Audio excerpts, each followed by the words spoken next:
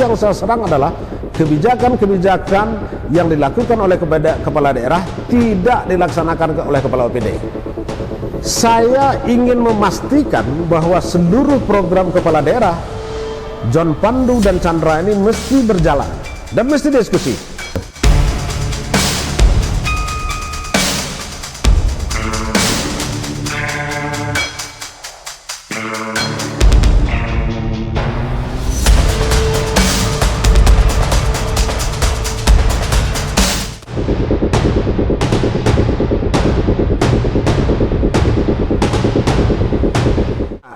Saya lebih berdasarkan pengalaman dan kondisi yang ada, kondisi tahun periode sebelumnya, kita lihat pemerintahan ini ada dua hal pokok. Yang pertama yaitu lemah di tingkat eksekusi program, kemudian koordinasi antar SKPD kita anggap ini lemah, sehingga memang kepala dinas, kepala OPD cenderung merapat dan mengikuti saja kemana Pak Bupati, bukan membangun program.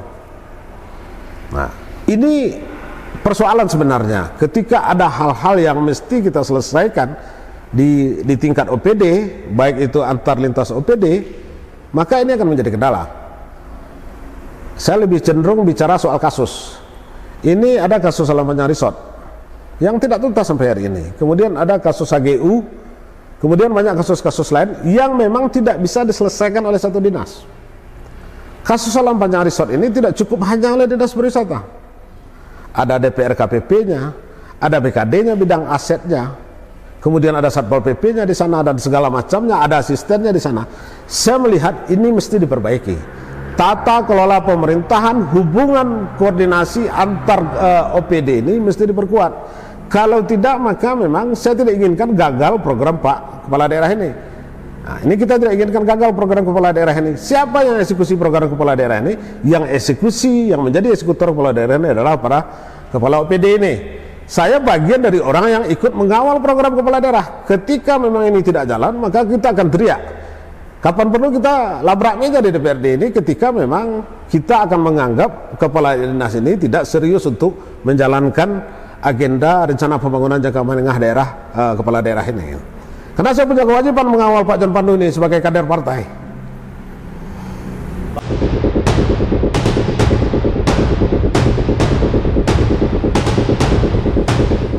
Ini kan memang debatable. Terjadi perdebatan panjang di kalangan politisi di Kabupaten Solo. Kenapa Hafni Hafiz sebagai anggota DPRD itu masih kritis, masih vokal terhadap pemerintahan? Nah, ini perlu kita bedah sedikit. Saya ingin memastikan bahwa seluruh program kepala daerah John Pandu dan Chandra ini mesti berjalan dan mesti diskusi. Nah, saya tidak pernah menyerang personality kepala daerah maupun wakil kepala daerah, tapi yang saya serang adalah kebijakan-kebijakan yang dilakukan oleh kepala daerah tidak dilaksanakan oleh kepala OPD. Tidak dilaksanakan oleh kepala OPD. Ada semacam rasa anak-anak muda ini, anak-anak muda sekarang bilang cari muka. Kemana Pak Bupati, kepala dinas ada. Kemana acara agenda Pak Wabuk, kepala dinas ada. Yang kita inginkan bukan itu. Kita inginkan 1 kali 2 minggu, 1 kali sebulan kepala dinas ini lapor ke Pak Bupati. Pak Bupati, agenda RPJMD sudah kita jalankan. Kendalanya di sini, di sini, di sini. Kita butuh kebijakan, kita butuh kebijakan politik dari kepala daerah. Ini sebenarnya yang kita inginkan. Jangan hanya bikin senang hati Pak Bupati. Mestinya kepala dinas ini mesti bikin program ini berjalan utuh, sistematis, dan yang tidak kalah penting adalah terukur. Bagaimana cara mengukurnya? Nah, ini fungsi DPRD untuk melakukan pengawasan. Nah, itu kira-kira. Jadi sekali lagi kita ingin pastikan bahwa program JFP Chandra itu berjalan sesuai dengan agenda RPJMD.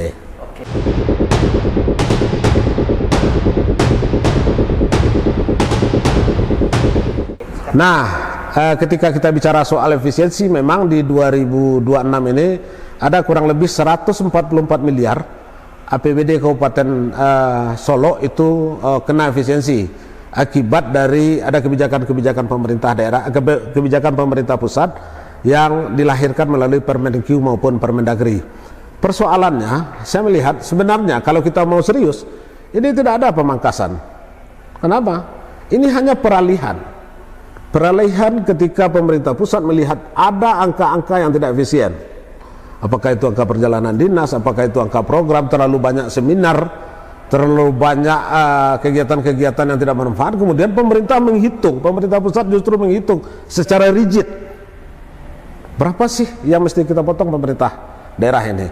Kalaupun ada aspek-aspek pembangunan yang terpotong, program-program pembangunan maupun program-program lainnya, saya kira tidak terlalu banyak. Nah, hari ini tentu ada dua hal yang ingin kita katakan. Pertama, kemampuan kepala daerah, kemampuan wakil kepala daerah untuk melakukan komunikasi intens dengan pemerintah pusat.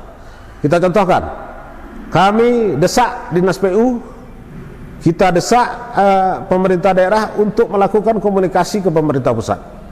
Misalkan di Jalan Panjang ini ada impres, jalan impres, jalan IJD, impres jalan daerah.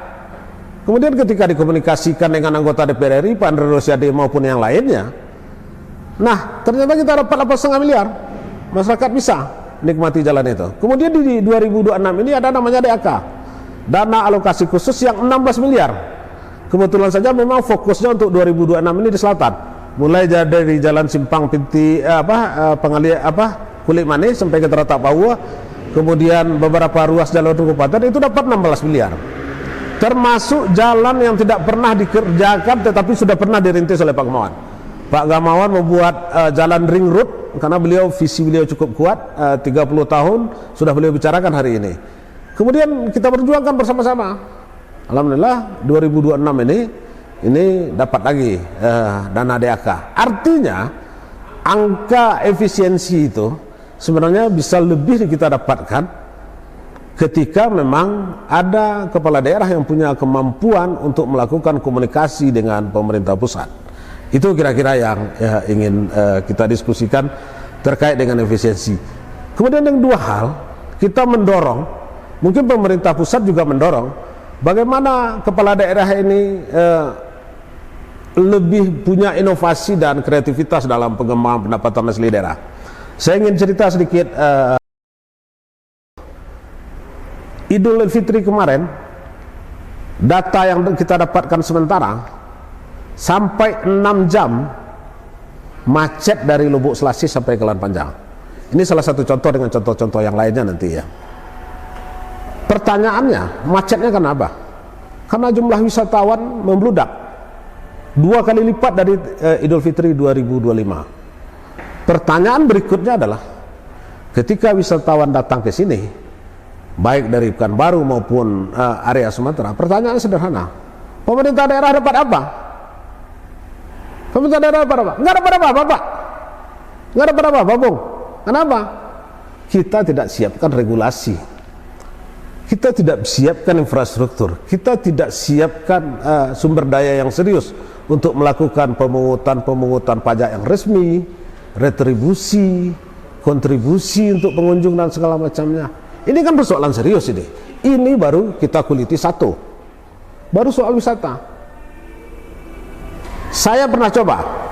Saya anggarkan melalui usulan pokok-pokok pikiran acara salingkaran. Artinya Salingka Danau Diak Teh, masyarakat melakukan aktivitas lari, run 25K, 10K dan 5K. Hanya dengan modal 200 juta melalui usulan pokok-pokok pikiran kami. Saya tidak berhenti hanya memberikan program ini kepada IO, tapi saya melakukan survei. 3 hari menjelang pelaksanaan ini, saya lakukan survei di Danau Kembar dan di Lembah Kemanti. Penuh nggak penginapan? Full ternyata. Jadi artinya apa? Ada perputaran duit dengan angka 200 juta itu kurang lebih 2,5 miliar. 2,5 miliar. Ada multiplier efek ekonomi yang ditimbulkan akibat dari ada event di sini. Nah, di sini kan butuh kecerdasan kepala dinas, butuh kecerdasan stakeholder yang ada, butuh decision maker memberikan keputusan-keputusan politik. Satu. Kemudian yang kedua, terkait dengan WPR, wilayah pertambangan rakyat maupun izin pertambangan rakyat, daripada melakukan pungli yang tidak jelas daripada ada orang-orang yang tidak berhak menerima ini, mestinya kan diurus oleh pemerintah daerah areanya, karena pemerintah pusat sudah buka untuk WPR maupun IPR ini. Nah, ini belum lagi kita bicara sektor-sektor lain, termasuk penertiban pasar, sumber pendapatan pasar dan segala macamnya. Saya kira ini akan dahsyat ketika daerah ini dikelola dengan serius, ketika daerah ini dikelola dengan baik.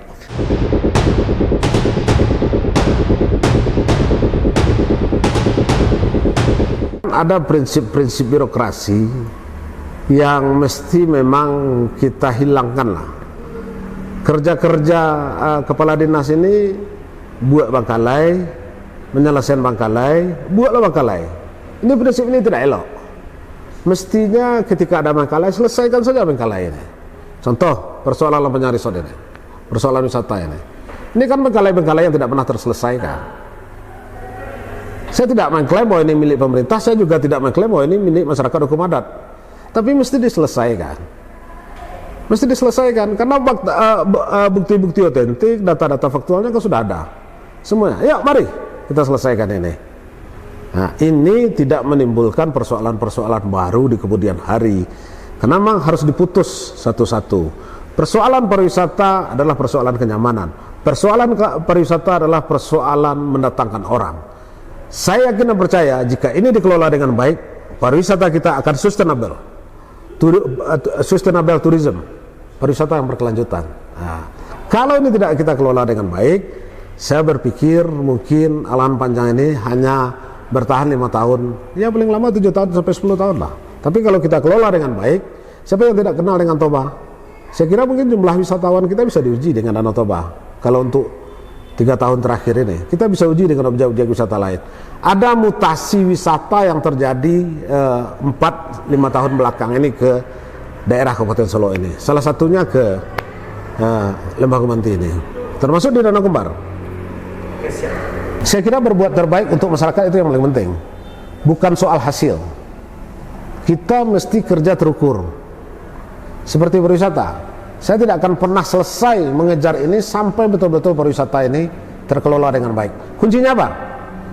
Kuncinya ketika RT RW sudah selesai, kita sudah sahkan RT RW ini tahun 2025, pemerintah daerah dalam hal ini Dinas Pariwisata harus bikin RDTR, rencana detail tata ruang. Mana sih kawasan pedagang, mana sih kawasan wisatanya, mana sih kawasan villanya, mana sih kawasan homestay-nya. Satu.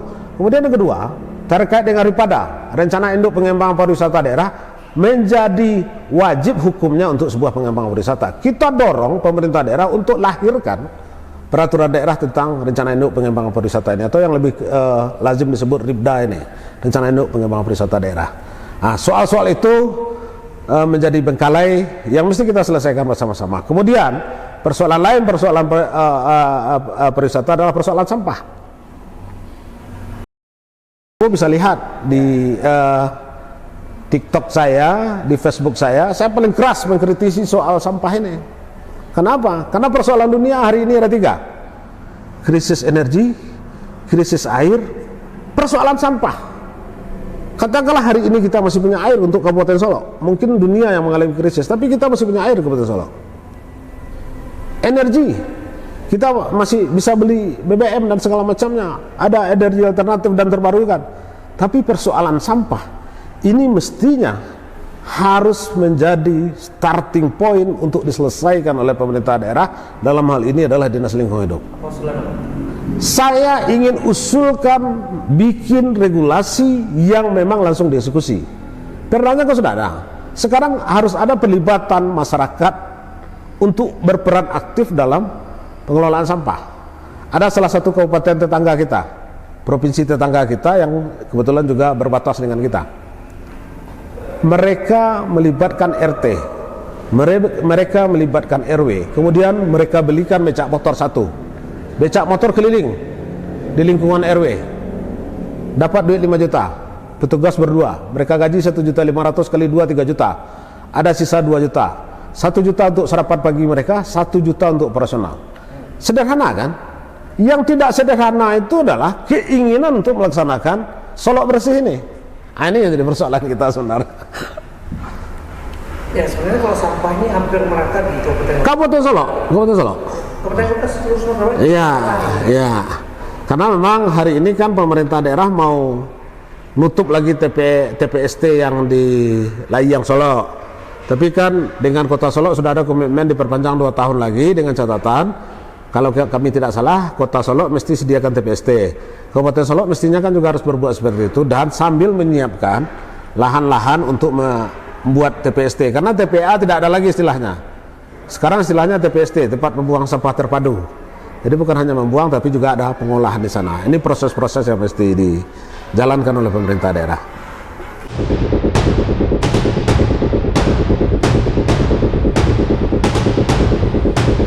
Khusus Pak Andre Rosiade, saya kan pernah ngomong sama beliau.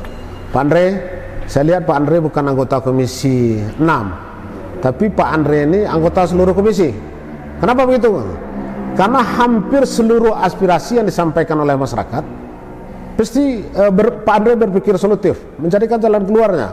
Persoalan kelompok tani juga dipikirkan, persoalan TJSL tanggung jawab sosial lingkungan juga dibantu, kemudian kegiatan yang fenomenal itu kan sebenarnya flyover. Ketika terjadi perdebatan, Komisi 5 waktu periode 2019-2024 bahwa mengatakan bahwa itu gawenya Komisi 5. Tapi seorang Andre Rosiade dengan cerdiknya itu mencari dana melalui BUMN.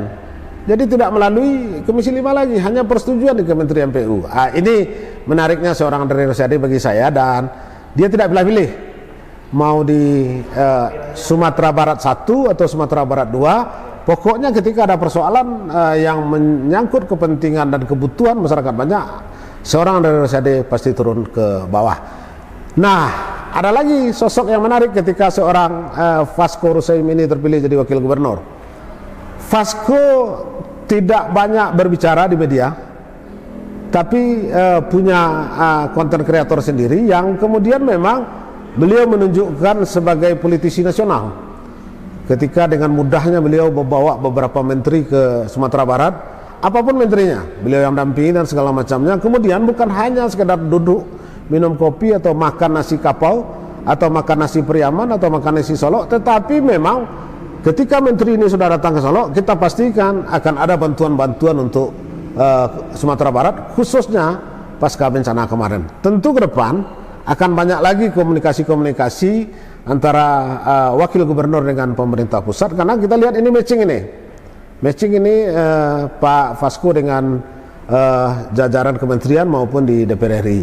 Pak Vasco membuktikan kualitas beliau sebagai seorang politisi nasional, tidak banyak bicara tapi eksekusi yang paling beliau sering kerjakan.